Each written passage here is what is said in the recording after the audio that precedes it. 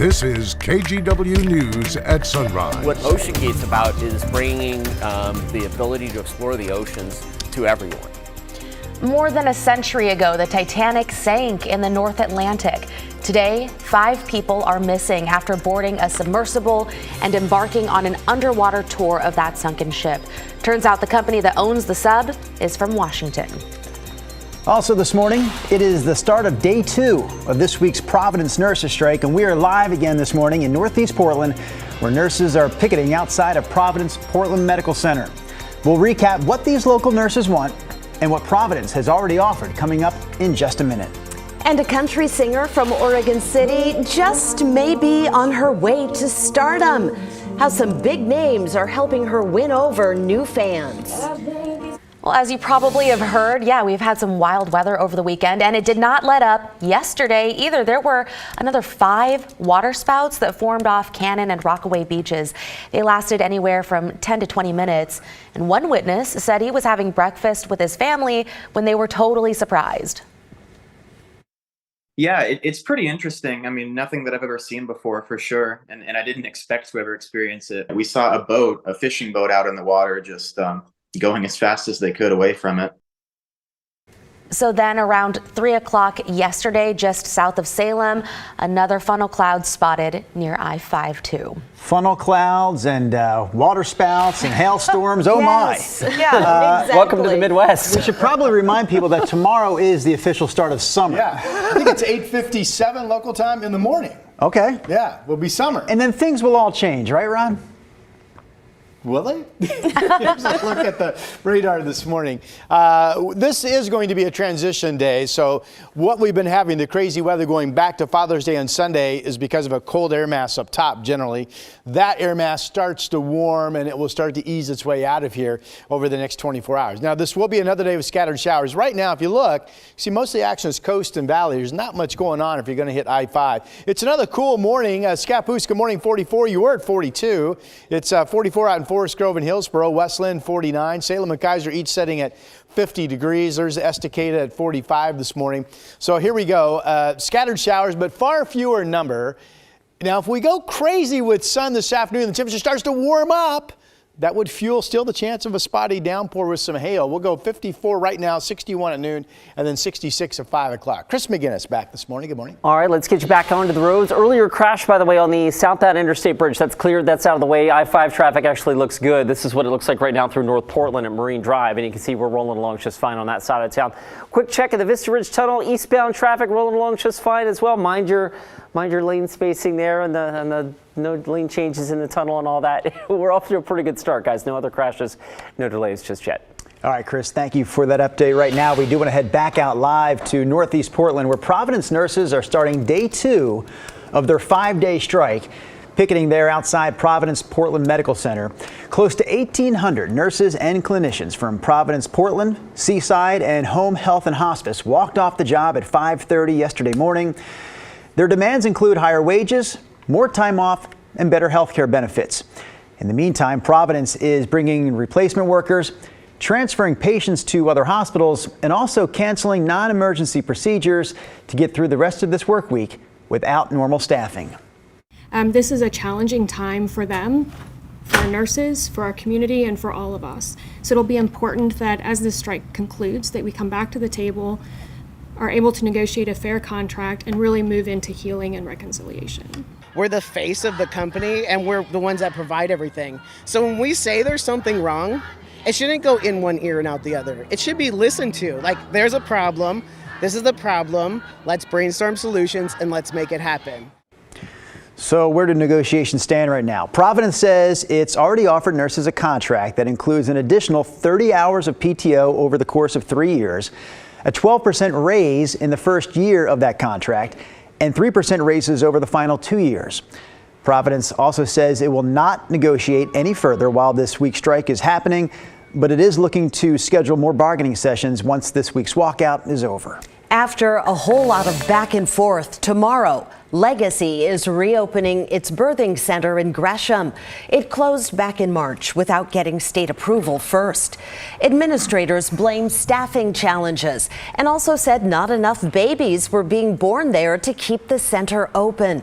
The community pushed back, and after several months and a couple of different reopening dates, Legacy says the center will now be staffed around the clock. During the course of the dive, they lost communications, and we have not had communications with the submersible since then. So now to the North Atlantic Ocean, where the search for 5 people aboard a missing submersible continues. The U.S. Coast Guard says they're looking in an area about 900 miles off the coast of Massachusetts. So this group went to explore the Titanic wreck on Sunday morning, but lost contact a little less than 2 hours after that mission started.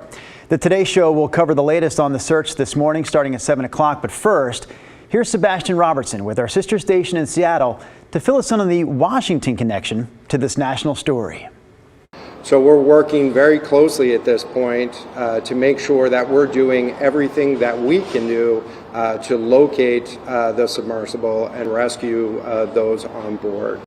It's all hands on deck as the U.S. Coast Guard leads the search for a missing submersible. If you know how to play a video game, you can drive one of our subs. The submersible is called the Titan, the work of Everett-based Ocean Gate, which runs the private venture to explore the depth of the seas. Specifically, the wreckage of the Titanic, found some 12,000 feet below the surface of the Atlantic Ocean. A project that King 5 profiled. That's Ocean Gate CEO Stockton Rush. You get to the bow, and there's that moment of awe when you're looking at the bow and saying, well, this is what I've seen so many times. For $250,000, so-called adventure tourists can purchase a ticket aboard the deep sea missions. According to the U.S. Coast Guard, the vessel was reported overdue Sunday evening. Earlier that morning, it made its final radio call just 1 hour and 45 minutes into its dive. A vessel that the company reports has enough oxygen to be underwater for a total of 96 hours. It is a remote area, and it is a challenge to conduct a search in that remote area. But we are deploying all available assets to make sure that we can locate the craft and rescue the people on board. The Coast Guard confirming 5 souls are aboard the small exploratory submersible. All right, Rod just walked out into the studio. Yeah, we have to talk more about this weather. When I look out my backyard, Yeah. it looks like there's snow on my neighbor's roof. It was the hail in Clackamas that came down, and it just lasted because it wasn't that warm yesterday.